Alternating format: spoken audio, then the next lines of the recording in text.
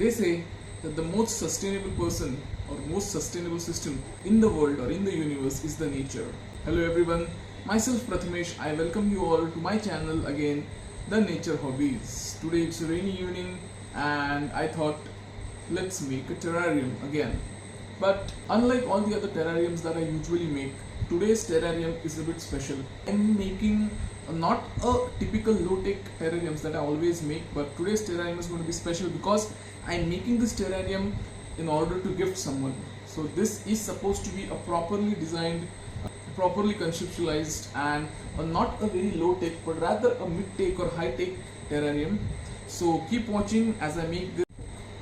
So in today's aquarium, as I've taken this particular jar, so unlike all the other terrariums which I make, this is particularly a borosilicate jar, which I got from DMart for 150 rupees, which also comes with a lid, a wooden lid that closes itself. So what I've done here is I have actually drilled a hole at the center on the wooden lid, and for what I've done that I'll tell you later on as we progress with the video.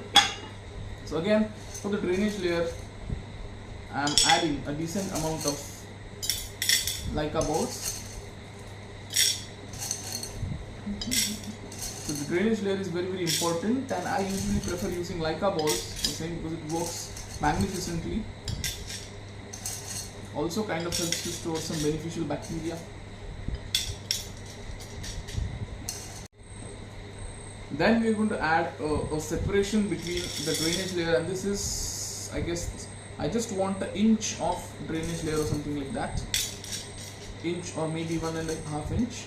And after that, what we are going to do is we are going to level it nicely, and we are going to add a separation between the drainage layer and the actual soil layer. So this again, what can I say?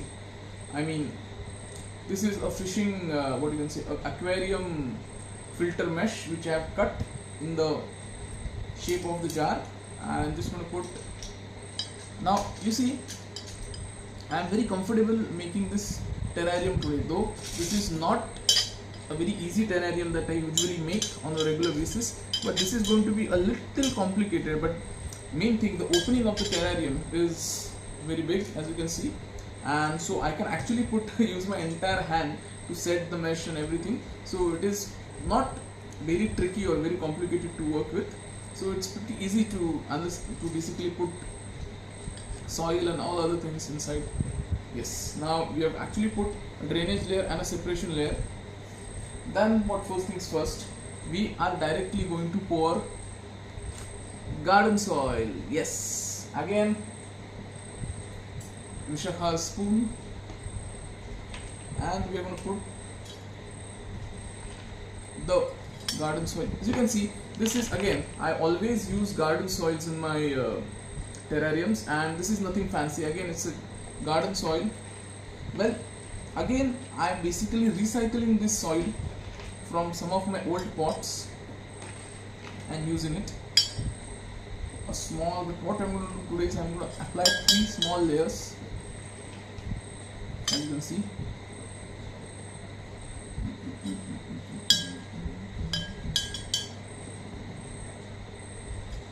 Then let's keep the garden soil aside, and now we are going to add some cow dung manure. Yes, maybe 1.5 tablespoon. That's it. Okay.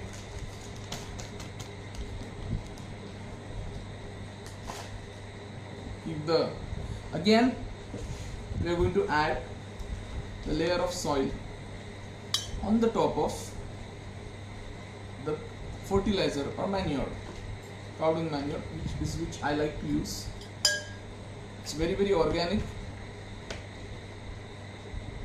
rich in nutrients, and that is the reason I like to use the cow dung manure.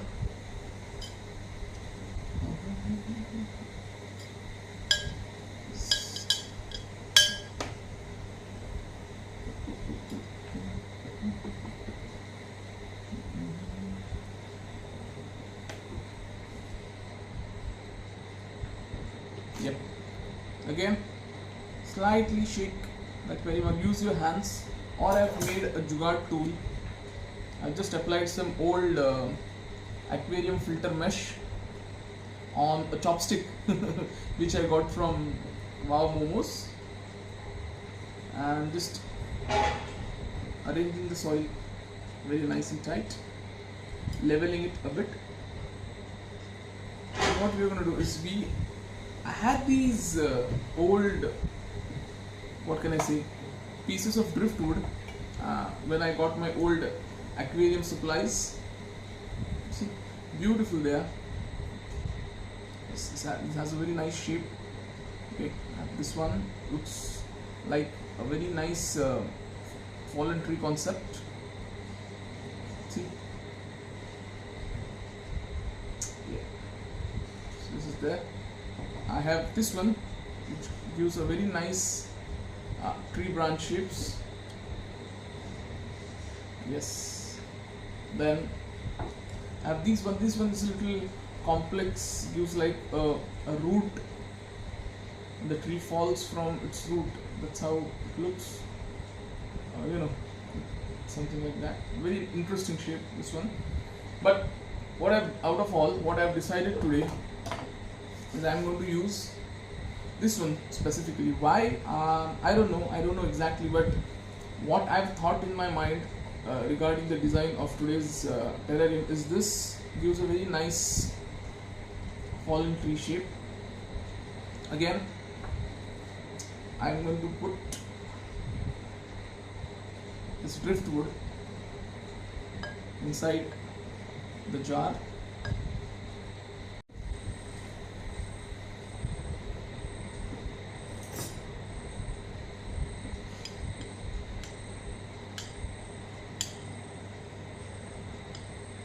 Just trying to balance the driftwood and place it in its best shape possible.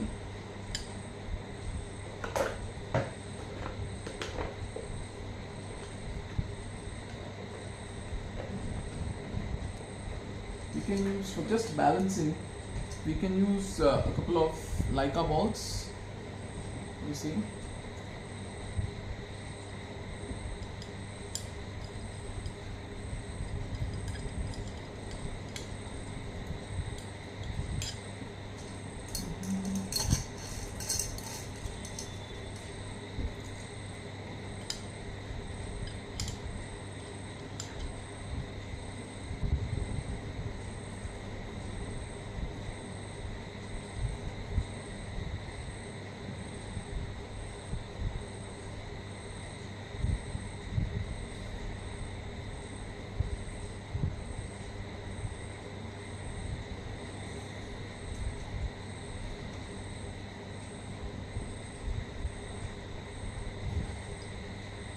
just trying, we're just looking, we're adjusting each and every direction, and then just trying to figure out which is the best shape.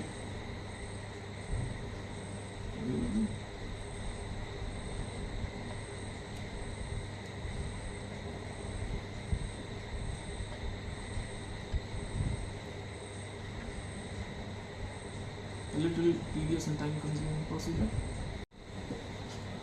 So as you can see, we have pretty much adjust the shape of driftwood the way we wanted it, and now it's time to spray some water.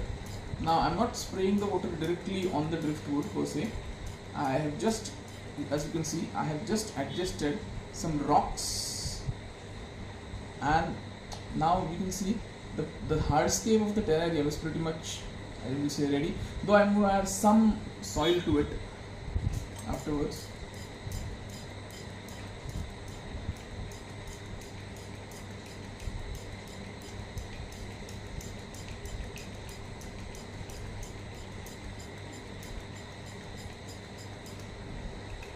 There we go.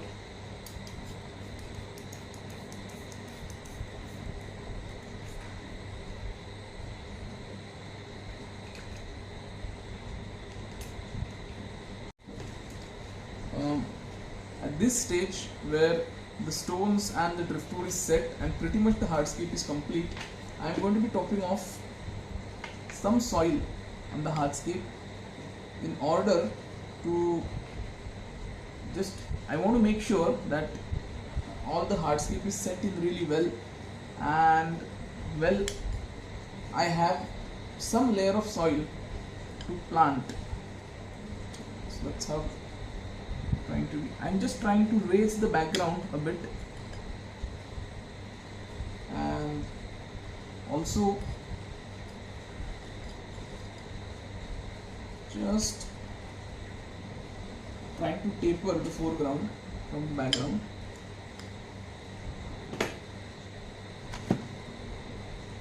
Let's see.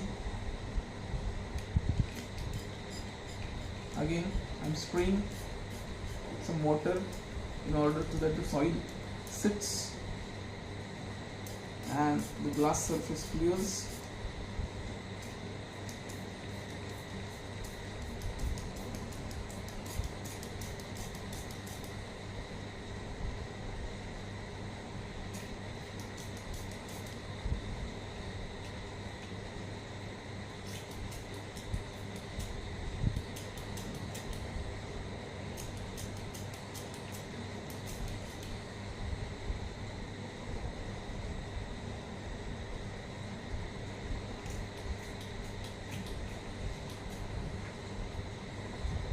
I think that should be it.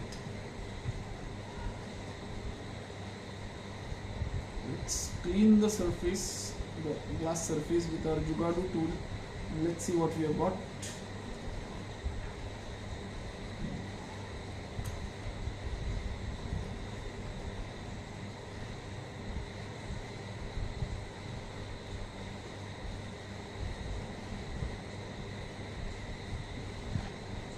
And this is what we are about to see. You can see nicely, this is the back side. I've raised the soil layer at the back and I've kind of tapered the soil at the front. So this is the background and that's the foreground. So I'm pretty satisfied now with the hardscape. And so this is a simple tool that we found in, it's found in the dissection box, 12 standard dissection box and school dissection box. I'm just using this tool in order to set the soil in the shape I want it to be.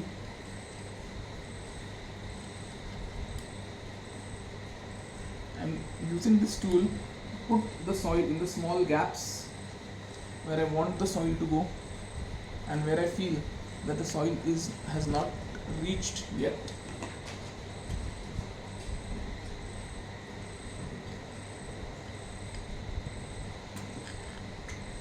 Filling in the smaller gaps. Maybe I can use a long spoon for it. A longer spoon because it can reach the smaller and narrow spaces. Very nicely it is reaching the smaller and longer space. The soil, I want to put the soil exactly where it's supposed to be. Yes.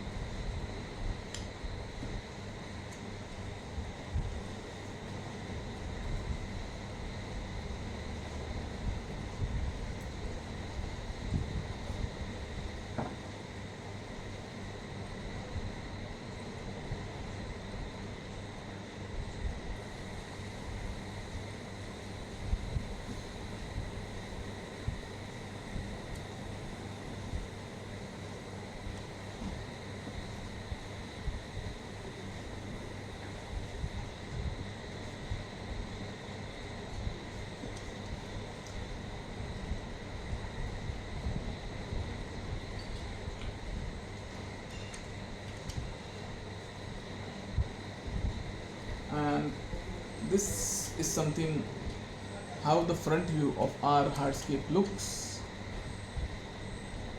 Very interesting, very nice features.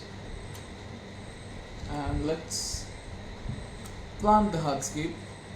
And today, rather the choice of plants that I have done today is a really very unique choice of plants. As you can see, I have my own stash of plants here, which I made a video in the last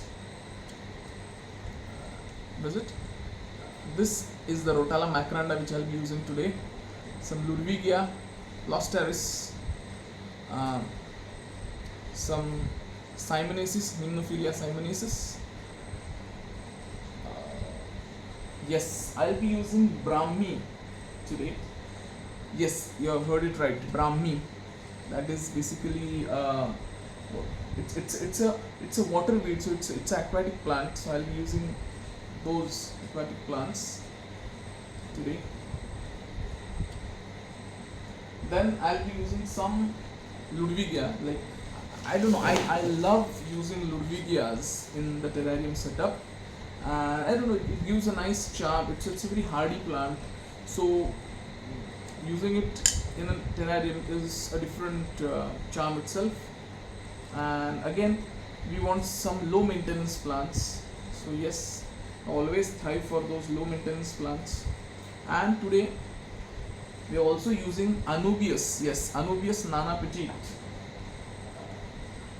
for our terrarium. Anubias is again a very hardy plant.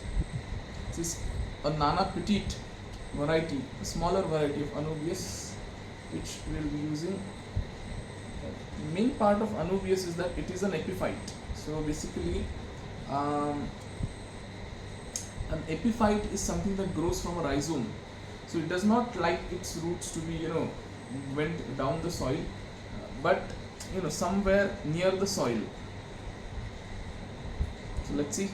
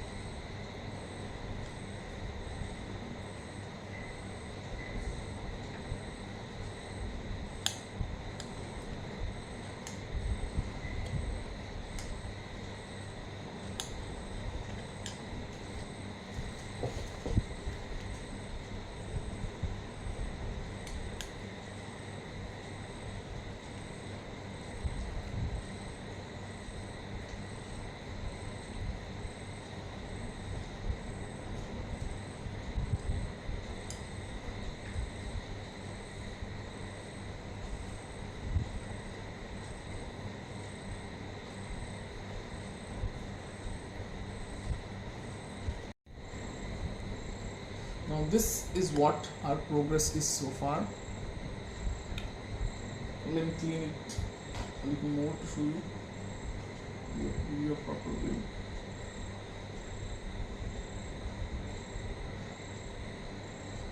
Yep, so this is how our terrarium looks right now. I have placed some few cuttings of Rotala macranda in the background. These are our Anubias Nana Petite, and this is how. So guys, as you can see, we have almost completed the plantation process. Now, as you can see here, we have planted an Anubias Nana Petite, a variety of Anubias Nana Petite. This is Anubias Nana Petite. We have planted some moss to the sides of both the Anubias. Then this is the Lobelia cardinalis, one single plant I have planted, and at the back I have planted the cuttings of Rotala macranda, which is a new plant I am experimenting with in terrariums. This, however, is the Bacopa monieri, which is also called as the Brahmi. This is a small cutting of Ludwigia, and this is the usual. So far, this is what we have planted in it, and I think so far this terrarium is complete. But again, it cannot be fully complete before two cuttings, and that's something which I have so far not planted much in my terrariums, is the legendary Fittonia. This is the Fittonia pink variety which we will be planting, and then we also have the Fittonia green variety, the legendary green. Okay, and let's see. I'll be adding only a small cutting of Fittonia. See, I don't want per se a very wide cutting, but yeah, a small one probably would be fine.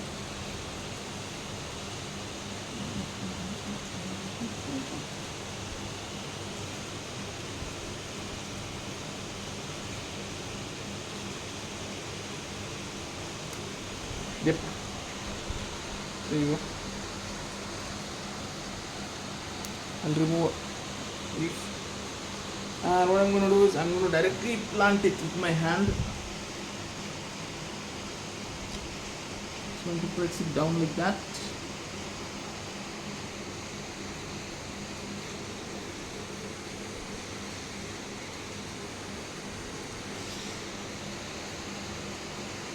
Stop it.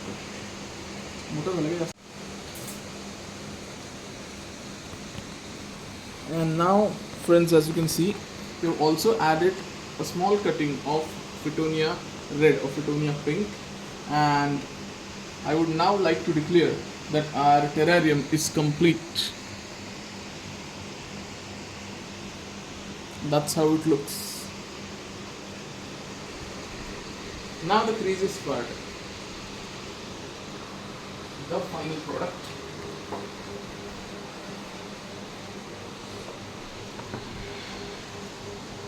One, two, three.